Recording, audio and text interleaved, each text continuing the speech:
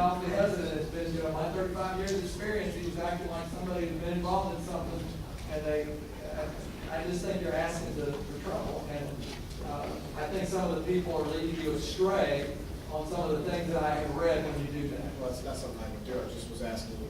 I read it over on the blog sites and whatever, and I just think they're leading you astray. And I will tell you that, we don't want to, we got other things to do, but if we're doing that, we get to the identify as open carry, so on and so forth, see you later, bye. I mean, we've come across a lot of them. I'm not aware of any arrests that we have. Thank you. I'm gonna let Kurt speak.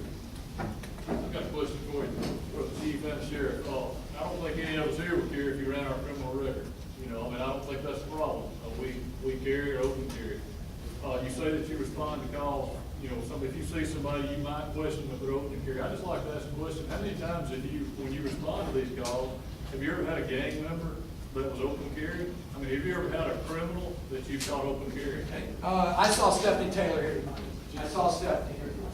And as this issue becomes more and more prevalent, and this may be a question for Chris England for two reasons.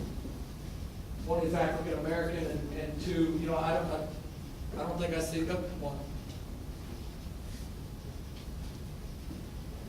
I think Chris, you're the second. I'm sorry, Chief.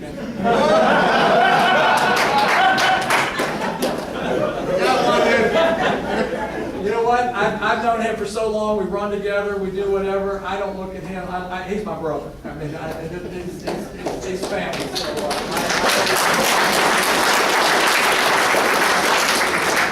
he and I have been through thick and thin, and I look at him as my brother and friend. So I'm sorry, Chief, but I never looked at you as black. I apologize.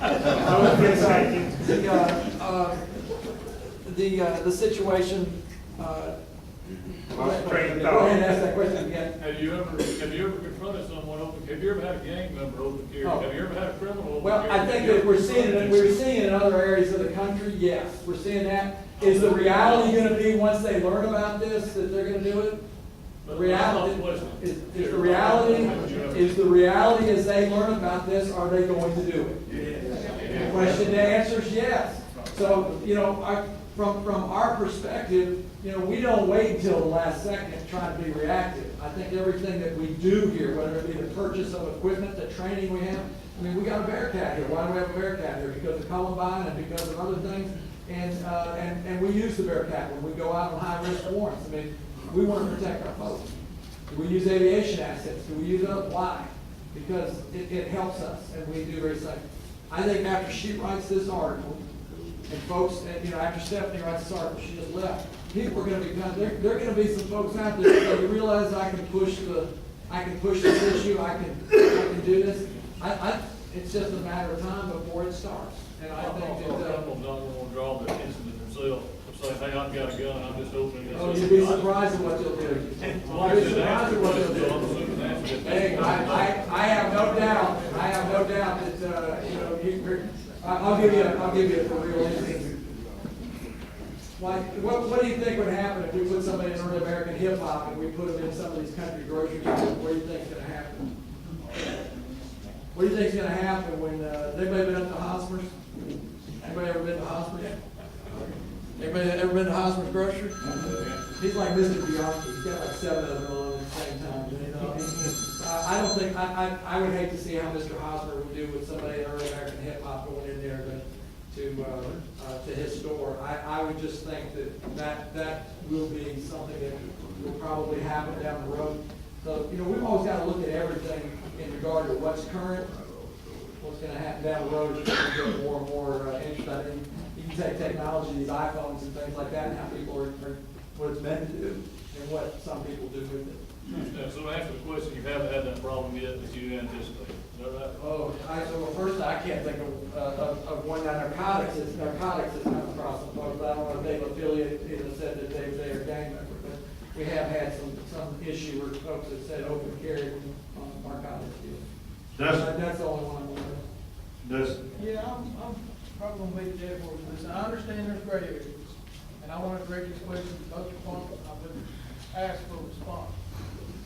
Like I said earlier today, I was in presence of police officers, that's what, nothing was said. I was this close to them, sitting at a restaurant eating. I've been in the same situation with sheriff. In fact, the only time I have ever been questioned about my farm was when I was concealed carry in my vehicle, in my glove box. Hey, you wanna see it, yes, we'd like to see it, okay, fine. I'd ask them for what if, I understand it, like you say, if you find me in the rough part of the neighborhood with a firearm, questions are gonna, I understand how that looks.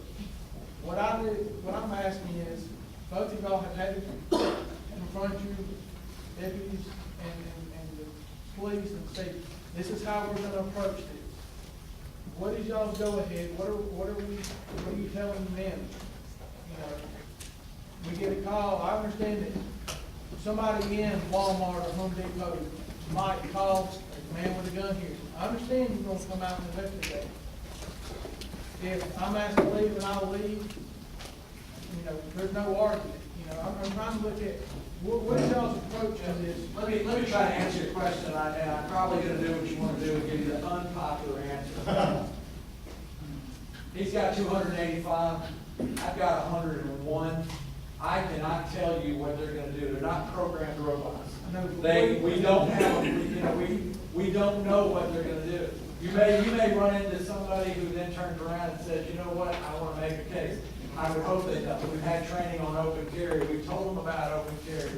We try to do, but again, I can't tell you what they're gonna do. The biggest suggestion, if you don't wanna have any issue whatsoever, is not carrying concealed, then you have the opportunity to do it. But you're gonna have, as long as you carry in the open, and somebody makes a call to us, they're gonna come talk to you. If somebody feels uncomfortable because you're wearing a gun, or the time frame or whatever, I can't give you an answer to every question. It is so gray, and it has not been established, the law has not been repealed by the legislature, nor has the court of higher jurisdiction overturned it. So we talked to you for an hour and a half. I cannot give you a concrete answer as to what every officer is going to do. I can understand that and respect that, because nobody in here is gonna approach the situation the same when they're coming to. I guess, let me redirect my question as to, what is your training telling the officers on how to approach it, as in, we're not gonna allow this, or we do understand it's a gray area, as long as, they're not fit the profile, or let's not use that word, as long as they're not causing a disturbance well, I won't go there. Okay, let me go back to what I said earlier. Let me go back to what I said earlier. I think what you're looking for me to do is come up and do this. Hi, how you doing? That's not gonna happen. Hi, how you doing? They're gonna come up, they're gonna be cautious, they're gonna be cops. If there's some reason for them to do that, when they ask for your firearm, I'm asking you, please give it to them. Please don't get into that. But there is no concrete answer that's gonna tell you that they're gonna walk up from your left side, your right side, or whatever else, or or what they're gonna do, or what they're gonna, these officers are given the leeway to be able to deal with the situation as they see it and what the circumstances to deal with it. I think Chief Anderson has told you they want them to be dealt with politely. I want them to be dealt with politely. I think Chief Anderson has talked to you about harassment. I've talked to you about harassment. If it's the first time they've made contact with you, that's great. If it's the second or third time, I wanna ask some additional questions. But there's no way that I've heard these things from open carry folks. They want to know exactly what they're gonna do. We just can't tell you. We don't know. What have you told them to do? What is your, That's the policy. Yeah, I think he's asking, what have you What have instructed you your told officers? your officers? There's no standard operating procedure, because they're. There is no such thing as a open carry standard operating procedure. It is a person with a weapon. They're approaching somebody with a gun. Just like when we approach deer hunters out in the woods on a call where somebody says, hey, somebody's shooting or dove hunting or whatever, where they're spraying pellets on somebody's house. We get those calls.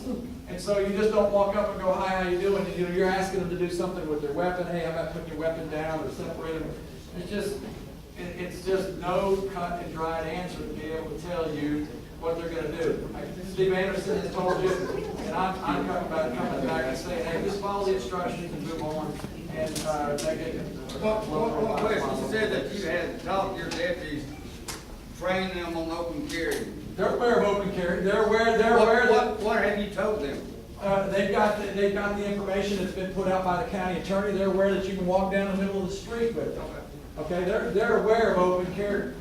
But the question comes in again, what happens when you're inside? The question he's asking me about whether I'm sitting in a restaurant, they may come ask him a question, because that's the gray area. I don't have a problem with the way that, But I'm thinking. You're gonna be arrested. Am I gonna, I think that's what I'm trying to get at.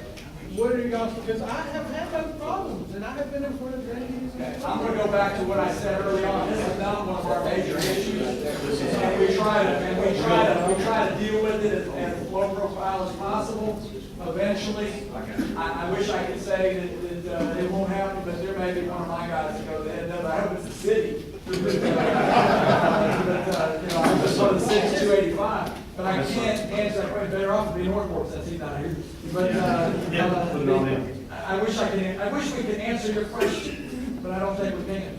There's not a definitive answer for that. There's not. Clay, did you have a question? We're gonna have, we'll take about 2 or 3 more questions. I'm sure everybody's bladder's about full of mine and, but anyway, go The ahead. question hinges on the gentleman's over here talking about gang members and drug dealers. 90% of them probably already conceal carry as it is.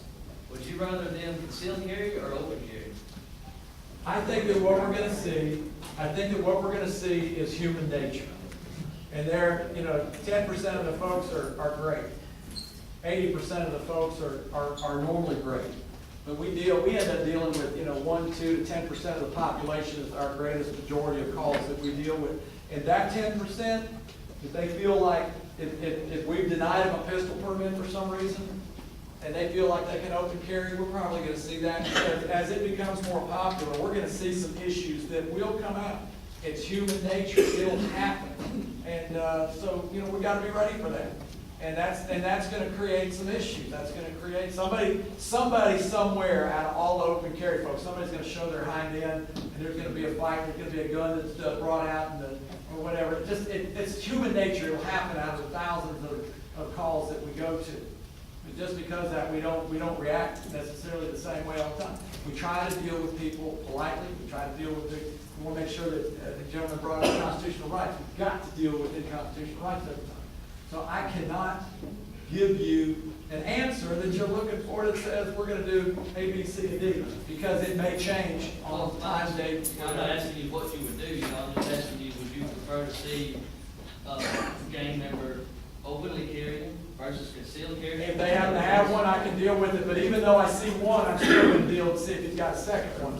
So, I mean, I can't tell you how many times I've taken multiple weapons off a suspect. And here's Mike Bishop, here's Mr. Bianchi again, there's somebody that probably can put 7 or 8 of them on him.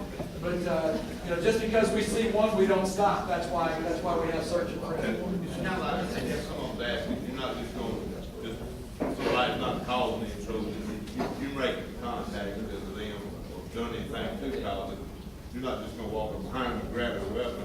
Well, I don't think you're gonna get prone down and, you know, those types of things, but, again, it is all different, and how you react. Hey, you know, sure, Deputy, what's up? Or, you know, go take a flying hike, Yeah. and, you know, that gets to something. But, you know, somebody comes up behind you. That initial contact we have tells us a lot. Okay, we're gonna, we need to take 1 or 2 more questions, and we're gonna have to call this in. Anthony, you have a question? I've got a statement. I was approached in Walmart, and I had 4 law enforcement. He went real good, he was real polite. Northport, Yes, Northport. It went real well. He asked me for my ID, I gave it to him, I gave him my pistol permit, he ran a call. I was on my way, he was on his way. I think the least resistance you can give them is probably. Thank you for saying what we've been trying to get out. I applaud you, there is no way that we can give you a particular on every single thing, but the police officer who comes in contact with somebody, I've got one who was shot And, what do you think he's gonna be like the first time he comes up on somebody that's got a gun? He's gonna react differently than somebody else. So, I mean, he's still not back to work, the one that was shot in December. So, I mean, people get shot, and these guys are cautious. I don't have a question, I have a statement. I've listened to all of this. Obviously, you guys don't have the answers. Where are the politicians in Montgomery that are making these laws? Why aren't they here listening to these? You got one, he's here. Would you like to ask him a question, The Wayne? legislature. He's been dying for somebody to ask him a question.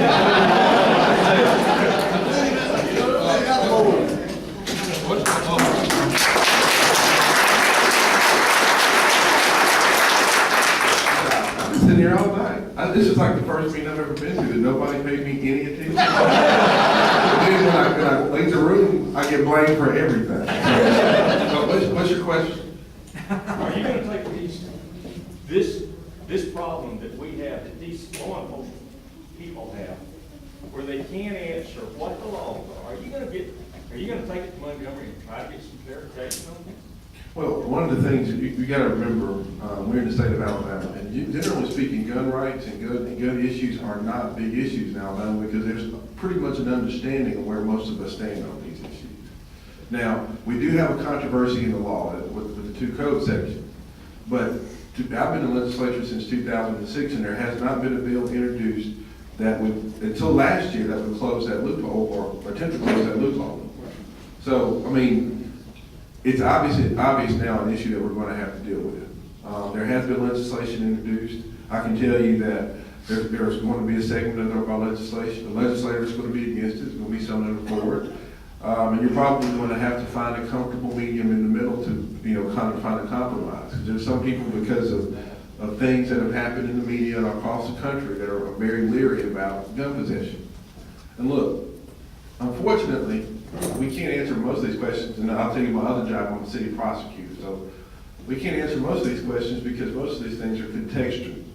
That means all the circumstances that surround an approach kind of guide the investigation. And I've never seen a law-abiding citizen get arrested faster than debating a police officer on the side of the road in the middle of the night. It happens all the time, and no one ever understands why. Well, I got arrested because or I got stopped and I was there with a police officer for 30 to 40 minutes. It's because when you don't answer questions, you create reasonable suspicion. So if you've got a weapon and you're not answering questions, the next thing the officer's supposed to think is, well, something must be going on because he's got a weapon and he won't tell me anything. So this is a general citizen, aside from just being a part of the open carry organization, you want your law enforcement to be inquisitive and polite, because that's how they solve crimes and prevent criminal activity, by asking questions. And generally speaking, most of the time, most of the guys that the chief has, and the sheriff has, are very polite. And their job is because they want to get from person to person. They want to get in and get out. So if they can resolve an issue quickly, that's what they're going to do. Because 9 times out of 10, when they're talking to somebody that's a law-abiding citizen, they've got about 15 or 20 other calls that are pending on the radio in the car they've got to address. But as far as legislature is concerned, whenever there's an issue that's developing like this, there will be legislation that's introduced. And just the climate that we're in right now, it will be debated, and I guarantee you we'll have some sort of legislation passed relatively quickly concerning this issue. Well, since this is Tuscaloosa, we're the largest open carry or gun rights organization so far in the state. It's kind of them here, and you're in Tuscaloosa. Where do you stand on the bill? No, I don't take a position on any legislation that I haven't read. Now, as far as Did you read last year's? Yeah, I did. I never had an opportunity to be the never guy out of the Senate.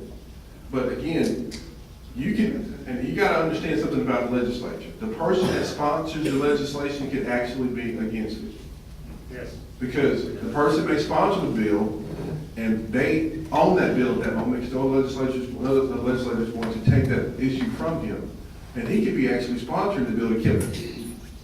So you got to understand, and again, any piece of legislation that comes before me, I read it, I vet it before I tell you I'm going to support it. Now, generally, I'm from Alabama. My friends have guns. Everybody I know has guns. I support the Second Amendment. There's no question about it. But I don't want to support legislation that authorizes things that as a community, we don't support. So I've got to see the legislation first. I can't commit to you that I will support something, but I definitely won't support something that unduly abridges the right to bear firearms. And look, as far as open carry is concerned, it's disconcerting to me, but it's the law. And I'm a lawyer, as I practice law, and I support the rule of law. And if it's legal, which it obviously is in the state of Alabama, I support it. One question. Yes, sir. And I've run into a situation and to where I really, the cop and I enjoyed each other's company. And the thing is he saw me carrying guns out of my house at 4:30 in the morning, and he stopped and shot his flashlight at me, and I'm glad he did. He didn't know if I was a thief or not. And I told him, I said, you can either sit there and excuse my language, either get your ass out and I'll show you some neat guns. And I said, I'm not gonna give you permission to search my car, but I'll show you anything. And see, our attorneys tell us, and I understand y'all's position, and you have to understand our position. If we decide to exercise our right to remain silent, that should not be reasonable suspicion. But let me ask That's you. public sentiment. But hold on, wait, let me ask you a question. And there is always a reasonable and logical counterpoint to what you're saying. Because if you are a casual observer of a similar situation, and you've got an officer that casually approaches someone and say, okay, what's your name? And you say, well, I'm not telling you anything. Okay, well, what are you doing here? I don't have to tell you anything. Well, you understand at that moment, it's just someone watching it as a third person. You're saying, well, he's got to be up to something. And you want that police officer to continue to ask questions and inquire to figure out what's going on. Because the minute that officer walks away and says, well, he's not going to tell me anything, and that guy commits a ridiculous criminal act that could have been prevented had he continued his line of questioning, then you're going to turn around and say, well, why didn't he finish his line of That's a questioning? more likely scenario. And I'm saying, stick with open carry, I'm gonna say 99.9% I can understand. And this is logic that's used across the country. We can read on alabamaopencarry.org, we've seen incidents. But let me point something out to you though, and I think this is something that's been made over and over and over again. Tuscaloosa has the largest open carry organization, and not one person has been arrested. And I apologize, I'll tell you what. But really now, this is not, to a lot of people, this is a new issue. To see someone carrying a weapon without a badge is something that people have to get used to. So people are going to ask questions, and people are going to say, ask a police officer the next one that they see, did you talk to the individual because he's got a gun? This is a new thing for me, and for me it is. I understand. So I mean, there's going to be something that there are going to be some questions you're going to have to deal with, but I think as time goes on, our officers and the deputies have already pretty much established how they're going to deal with it. So I mean, it's pretty good. Let's get one more question back here from. All right. And I want to, this is a question or statement. What I've understood is that the mere presence, this is for all three of y'all, the mere presence of a gun does not necessarily constitute reasonable suspicion of the other circumstances where what men may add together to constitute reasonable suspicion. Right. But just the mere presence of a firearm does not by itself constitute reasonable suspicion. Well, I mean, when you're talking about reasonable suspicion, just the mere presence alone, almost anything doesn't constitute reasonable suspicion. And most officers don't operate in a vacuum. Because when they take into account the situation, they're not just looking at your gun, they're looking at everything around you. So, I mean, well, because look, I'll tell you, and this is me personally, and I know you guys too, if at 2 o'clock in the morning, the gentleman is walking down the middle of the street in your neighborhood and he's got a gun on him, you're going to want to know what's going on with him. And so that's what they're here. Marvin, last question, guys, last question. Well, it's this. I want to leave here tonight knowing we feel really strong about our rights to carry a weapon. The reason we carry the weapon is because there's bad guys. These gentlemen, they're professionals. They exist. Their positions exist. We have a common ground. When we see a cop, we shouldn't arch our back like some cats. That's right.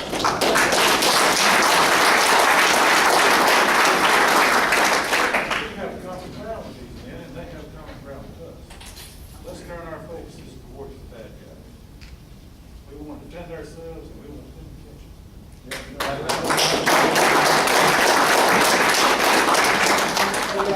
I see where you're a Vietnam veteran, and when I was up, I'm sorry? I'm sorry? No, sir, just a submarine sailor. Submarine sailor. Submarine. You're in the military, is that correct? Military. He's a Navy guy. Well, yeah, that's why I wear glasses. We appreciate what you did, and when I was up in DC and had the opportunity to work with the military, super appreciation. We all support the Second Amendment. Yeah, there is common ground here. I own multiple guns. My son's a cop in Los Angeles. He's a gang cop, as a matter of fact, in Los Angeles. So, he can tell you the stories of Bill Turner Harris. My youngest son, he's got one. We have no problem with it. But this issue that we're being asked to give specifics on, we simply don't have the ability to do so right now. But I appreciate the opportunity to be here this evening. Thank you.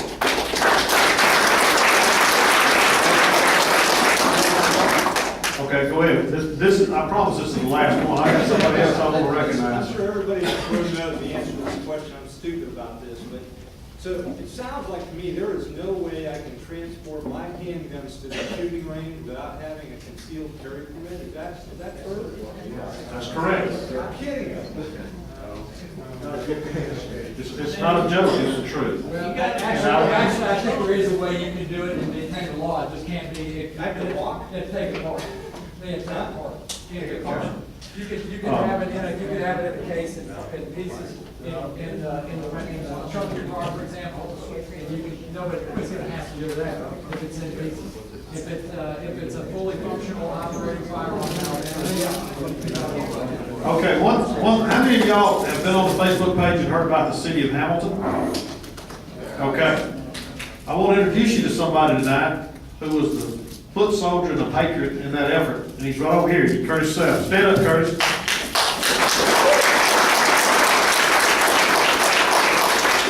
He wanted to speak real bad tonight, but I told him he probably wouldn't have time. I'm just kidding. For those of you who don't know, Hamilton, Alabama passed a city ordinance banning weapons on city property. And in that ordinance, it said that if you were caught on city property, permit or not, am I right on that, permit or not, that they would take your weapon, seize your weapon, it would be given to the police department for either destruction or use in their force. That law is unconstitutional. It's against the Code of the State of Alabama for 1145 1.1 and 1180-11. Curtis put feet on the Constitution, talked to the police chief, talked to the mayor, talked to the council people. Yesterday, they threw it out.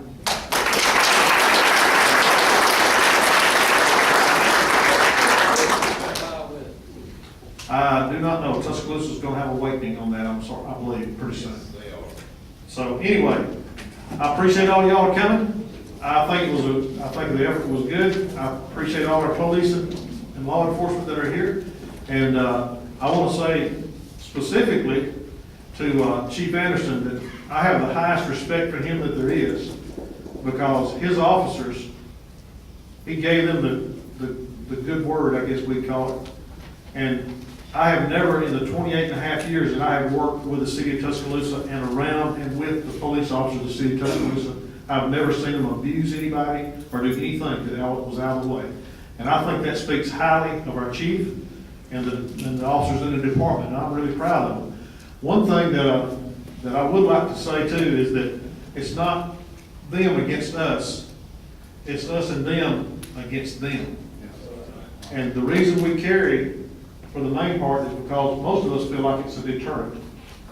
That's what we feel. And so anyway, that being said, we'll bid everybody adieu. It's 8:30. My wife was looking for me 30 minutes ago. And so I appreciate everybody coming.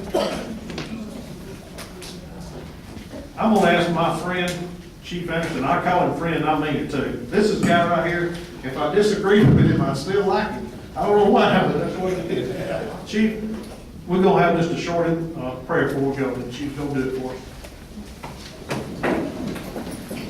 Dear Heavenly Father, thank you for this day that you've allowed us to come together.